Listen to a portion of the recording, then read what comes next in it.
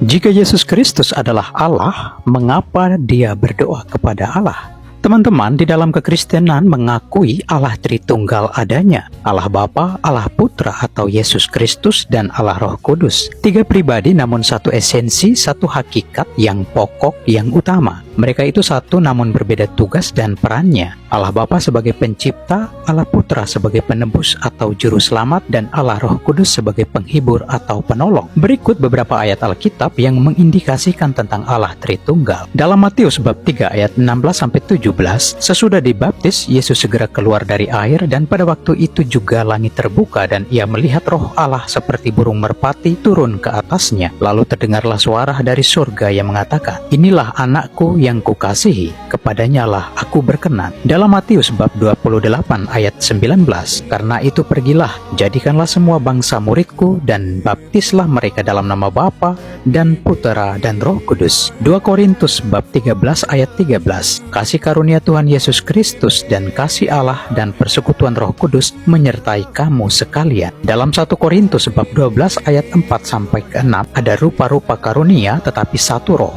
dan ada rupa-rupa pelayanan tetapi satu Tuhan, dan ada berbagai-bagai perbuatan ajaib, tetapi Allah adalah satu yang mengerjakan semuanya dalam semua orang." Dalam Kejadian bab 1 ayat 26, "Berfirmanlah Allah, baiklah kita menjadikan manusia menurut gambar dan rupa kita, supaya mereka berkuasa atas ikan-ikan di laut dan burung-burung di udara, dan atas ternak, dan atas seluruh bumi, dan atas segala binatang melata yang merayap di bumi."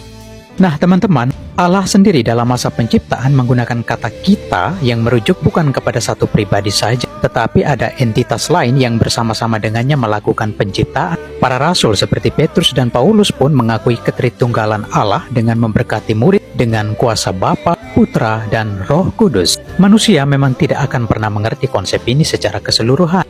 Jika kita dapat mengerti penuh tentang konsep Allah, bukankah itu berarti Allah tidak begitu besar? Pertanyaannya, kok bisa Allah berdoa kepada Allah? Yang menanyakan ini pastinya mempunyai konsep pandangan Allah hanya ada satu pribadi saja. Mari kita lihat sejenak. Pertama, seperti yang sudah dijelaskan di atas tentang ketritunggalan Allah merujuk tiga pribadi yang berbeda namun satu esensi. Kedua, Allah Putra saat itu berada di dunia yang sementara, dunia yang fana, datang ke dunia sebagai manusia yang sementara waktu terbatas. Sedangkan Allah Bapa berada di dunia kekekalan atau keabadian. Yesus yang adalah Allah memberikan suri teladan kepada manusia untuk senantiasa berdoa. Berdoa adalah cara Yesus berkomunikasi dengan Allah.